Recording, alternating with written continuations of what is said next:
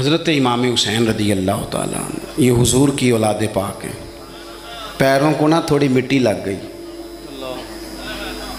عمر جوانی کی تھی، داڑھی مبارک ساری سیاہ تھی، کالی تھی. حضرت ابو ہریرہ ان سے سالوں بڑے تھے، امیر المومنین فی الحدیث.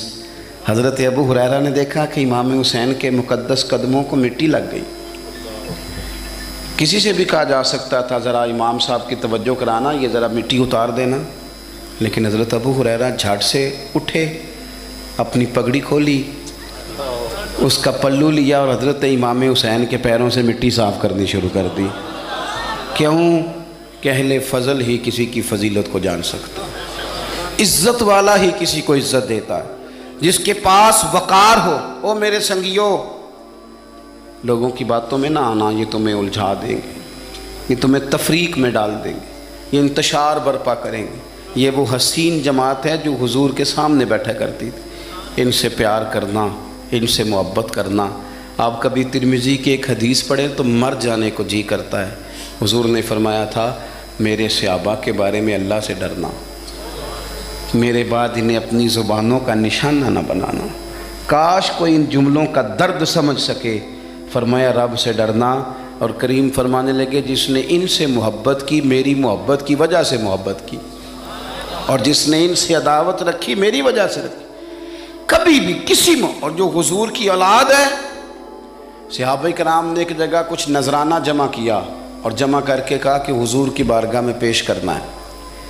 اخراجات بہت زیادہ ہیں اور ظاہری وسائل اس ترتیب سے نہیں ہیں.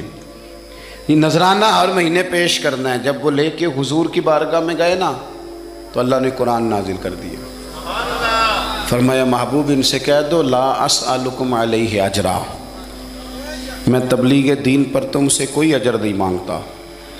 الا المودۃ فی القربى، بس میرے قریبیوں سے پیار کرتے رہنا، میرے قریبیوں سے محبت کرنا، پیار کرنا قریبیوں سے.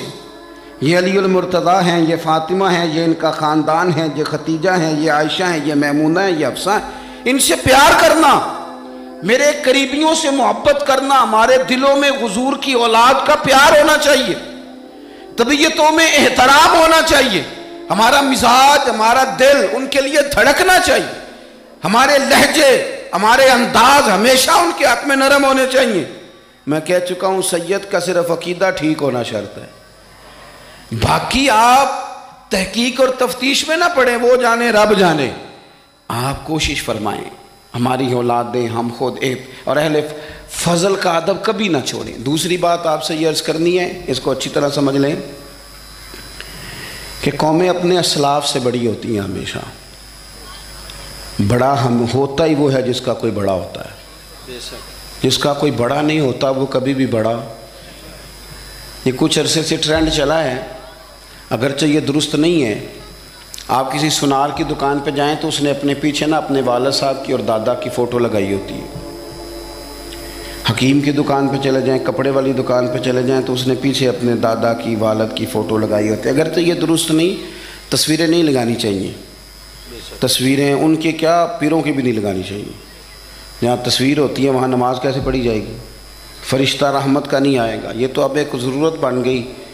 تو اب ضرورت کیا، اب تو خیر نفسیاتی مسئلہ بن گیا ہمارا. یہ نفسیاتی مسئلہ ہے. یعنی سلام بعد میں فوٹو پہلے. یعنی سیانے سیانے لوگ، اور یہ ہمیں ایسے کھیل تماشے میں لگایا گیا ہے کہ میں ڈھیر سارے لوگوں پر غور کرتا ہوں، پھر ان کے لیے دعا کرتا ہوں کہ یا اللہ ان کی مدد فرما. یعنی اس طرح کی حالت ہے کہ وہ زندہ ہی موبائل کے اندر ہیں. ہر چیز ہی. مجھ سے ایک دفعہ ایک صاحب نے پوچھا مولوی آج کل بڑے لڑ رہے ہیں. میں نے کہا وہ 4-5 ہے جن کو آپ موبائل پہ دیکھتے ہیں. آپ میرے ساتھ آئیں، میں آپ کو 20 اور سینکڑوں شیخ الحدیث بتاتا ہوں جو سکون سے بیٹھ کر رسول اللہ کا دین پڑھا رہے ہیں. تو آپ مسئلہ صرف یہ ہے کہ ہم نے کل زندگی وہ سمجھ لی ہے جو موبائل کے اندر ہے. بہرحال وہ تصویر لگائی ہوتی ہے سنار نے بھی اور حکیم نے بھی اور ڈاکٹر نے بھی اور بہت سارے لوگوں نے کہ جناب اب یہ جو تصویر لگاتے ہیں تو اس کے پیچھے پوری حکمت ہوتی ہے. آپ ان سے پوچھتے ہیں یہ فوٹو کیوں لگائی ہے تو وہ کہتے ہیں ہم یہ بتانا چاہتے ہیں کہ یہ کام آج نہیں ہم نے شروع کیا، ہمارا شجرہ پرانا ہے، ہمارے باپ دادا سارے یہی کام کرتے تھے، ہمارا خاندانی ورثہ ہے. وہ ثابت یہ کرنا چاہتے ہیں کہ ہم پیچھے سے ہمارا ایک سلسلہ آ رہا ہے. ساری دنیا اپنے اکابرین کو، اسلاف کو، بڑوں کو ان کے زور پر بڑا ہونا چاہتی ہے. یہاں کچھ لوگ ایسے آئے ہیں جن کے نزدیک معاذ اللہ صحابہ ہی ٹھیک نہیں تھے، اہل بیت ہی ٹھیک نہیں تھے. آپ اپنی سند کیسے مضبوط کریں گے؟ اگر وہ اولین جو حضور کے سامنے بیٹھتے تھے وہی ٹھیک نہیں تھے تو پھر ان سے ہو کے جو دین آگے آیا اس کو تم کیسے ٹھیک مانو؟ ساری چیزوں کو مشکوک کرنا چاہتے ہیں. ہمارے بزرگوں نے، امام بخاری نے، امام مسلم نے محنت کر کے حدیثیں تلاش کی، اصول بیان کیے کہ یہ حدیث صحیح ہے، متواتر ہے، حسن ہے، ضعیف ہے، کیا ہے، اس کے اصول اور قاعدے بیان کیے.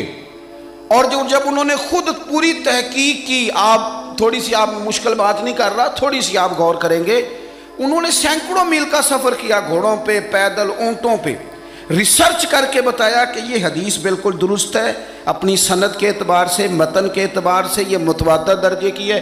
انہوں نے پوری ریسرچ کی. پھر غور کریں کیا کہہ رہا ہوں، جب پوری تحقیق کر لی تھی تو پھر انہیں کہنا چاہیے تھا نا یہ نبی پاک نے فرمایا ہے، کہنا چاہیے تھا نا کہ یہ حضور نے فرمایا، ہماری تحقیق ہے، حدیث درست ہے. لیکن کسی نے بھی ڈائریکٹ نہیں کہا.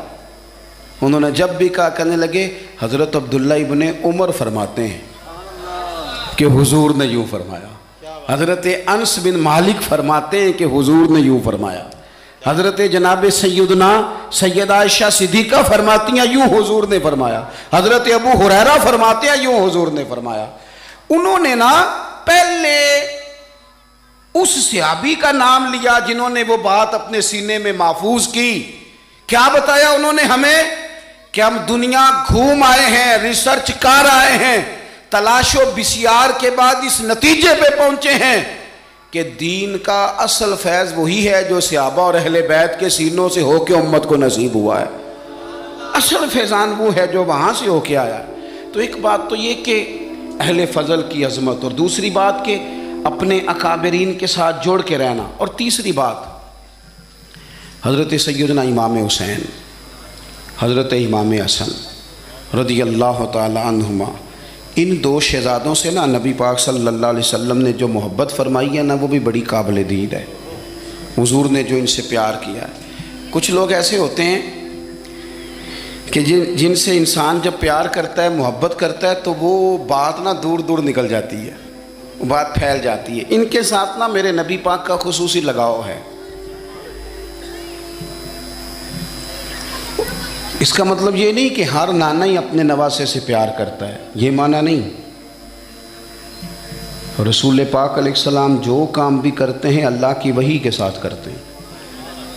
حضور کا ہر کام وحی خدا ہے، اپنی مرضی سے حضور کوئی کام نہیں کرتے. تو نبی پاک نے جو بھی کیا ہے وہ امت کے لیے نمونہ ہے. حسنین کریمین سے جو حضور کا پیار ہے، جو نبی پاک علیہ السلام کی ان کے ساتھ والہانہ محبت ہے.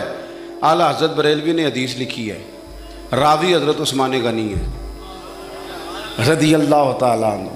حضور سید عالم صلی اللہ تعالیٰ علیہ وآلہ وسلم نے نا گھر میں پیغام بھیجا، فرمایا فاطمہ سے کہو ذرا حسن حسین کو تو بھیجے. یہ سارا دن ہی حضور کے پاس رہتے ہیں، سارا دن ہی، لیکن وہ جو والہانہ پن ہے، جو محبت ہے، جو ان کے ساتھ محبوب کا خاص لگاؤ ہے. سیدہ سے کہو ذرا شہزادوں کو بھیجے، تھوڑی سی دیر ہو گئی آنے میں. اعلیٰ حضرت فرماتے ہیں یوں لگتا جیسے سیدہ فاطمہ کپڑے نہیں ماں بدلنے لگتی بچوں کے، خوشبو نہیں لگانے لگتی. تھوڑی تیاری میں دیر ہو گئی تو محبوب نے نظریں جمائی ہیں اس حجرے کی طرف جہاں سے امام حسن اور حسین نے آنا ہے. رحمت کے عجب ہی جھمیلے ہیں، حسنین یہاں پر کھیلے ہیں. تو دونوں شہزادوں جب دروازہ کھلا تو حضرت عثمان غنی کہتے ہیں بچے جب نکلے نا دونوں تو یہ کوئی 10 15 50 100 میل دور سے تھوڑی آ رہے ہیں، تو یہیں رہتے ہیں. محبوب کے قرب خاص میں انہیں سایہ کرم ہر وقت نصیب ہے. لیکن نبی کریم علیہ السلام کا جو والہانہ پن ہے، جو ان کے ساتھ حضور کا رشتہ محبت ہے، جیسے ہی دونوں شہزادے آئے حضرت عثمان غنی فرماتے ہیں محبوب نے مقدس گھٹنے زمین پہ رکھ دیے اور دونوں بازو کھول دیے. ایک شہزادہ اس سینے سے لگ گیا اس کندھے سے، ایک اس کندھے سے لگ گیا. اور پہلے بھی حضور پیار کرتے تھے، پر آج تو رخ ہی بدل گیا بات کا۔ اللہ کے پیارے حبیب علیہ الصلوۃ والسلام فرمانے لگے، اے اللہ، یہ دونوں شہزادے کندھے سے لگے ہوئے، حضور فرمانے لگے، اے اللہ، میں ان دونوں سے محبت کرتا ہوں، تو بھی ان سے محبت فرما۔ اور کہا، اے اللہ، جو جو میرے حسن حسین سے محبت کرے تو ان سب سے محبت فرما، تو ان سب سے پیار کر جو میرے حسنین سے پیار کرے۔ اللہ کے پیارے محبوب علیہ السلام کی محبت جب حضور کو، بھئی جس چیز کی طرف محبوب نے ایک دفعہ دیکھا ہے نا، وہ غار ثور میں حضور ایک دفعہ گئے ہیں، 3 دن قیام کیا، ایک دفعہ گئے، تو ہمارا تو کئی بار جانے کو دل کرتا ہے۔ جہاں حضور تھوڑی دیر قیام فرمائیں اس جگہ سے پیار ہو جاتا ہے، اور جن شہزادوں سے حضور اس والہانہ انداز میں پیار کریں، ان کی محبت، ان کا پیار ہمارے دلوں میں ہونا چاہیے، اور کچھ نہ ہمارے جذبات ہونے چاہیے، کچھ ہمارے جذبات میں والہانہ پن ہونا چاہیے ان شہزادوں کے لیے۔ آج کل نا ہمارے ہاں دور ہے تقریروں کا، پوسٹیں لگانے کا، اپنی اپنی اور ویسے بھی جو ہم لکھ رہے ہوتے ہیں، جو بول رہے ہوتے ہیں، وہ اپنے لیے نہیں ہوتا الا ماشاءاللہ، وہ تو سامنے والے کے لیے ہوتا ہے۔ وہ تو حضرت مجدد الفسانی رحمۃ اللہ علیہ کے حالات پہ ایک سیرت نگار نے لکھا ہے کہ آپ نے ایک شخص کو نا اپنے سلسلہ نقشبندیہ میں اجازت دی کہ اب آپ بھی آگے اللہ اللہ بتائیں، تربیت کریں، یہی طریقہ ہوتا تھا، تو ان کو خلافت دے دی، اب وہ سلسلہ طریقت میں آگے اشاعت سلسلہ کا کام کریں گے۔ کچھ عرصے کے بعد وہ خلیفہ صاحب نے حضرت شیخ کو خط لکھا تو کہنے لگے، حضور آپ نے فقیر کو اجازت دی تھی، اب میں تقریر بھی کرتا ہوں، تدریس بھی کرتا ہوں، تصنیف بھی کرتا ہوں۔ تو حضرت فرمانے لگے، آپ بہت اچھے کام کر رہے ہیں، رب آپ کو برکت دے، پر یہ سارا کچھ تو آپ لوگوں کی اصلاح کے لیے کر رہے ہیں، کچھ اپنے لیے بھی کرتے ہیں، رات کو تہجد میں اٹھ جاتے ہیں، کچھ اللہ کے حضور رونا نصیب ہو جاتا ہے، کچھ آپ کو درود و سلام کی کیفیات نصیب ہوتی ہیں، یہ تو جو کچھ ہے الحمدللہ بہت اچھا ہے، قابل تعریف ہے، پر یہ تو آپ خدمت دین کا کام کر رہے ہیں نا، لوگوں کی، آپ اپنے لیے کیا کر رہے ہیں؟ یہ بھی تو مقام غور ہے۔ بہت ساری چیزیں آج ایسی ہیں جو تقریروں میں، تحریروں میں، لیکن ہمارے پرانے بزرگ جو تھے ان کا رنگ اور تھا، ان کا انداز والہانہ تھا، والہانہ۔ میں نے کئی دفعہ سنائی ہے بات، پھر سناتا ہوں۔ بڑی عید پہ نا میرے والد صاحب چاول لائے، غریب گھر تھا تو ثابت چاول اور بہترین چاول کم ملتے تھے، تو جو زیادہ اچھے چاول تھے اماں جی نے ایک دفعہ پکائے تو وہ بڑے اچھے لگے، تو سب نے تعریف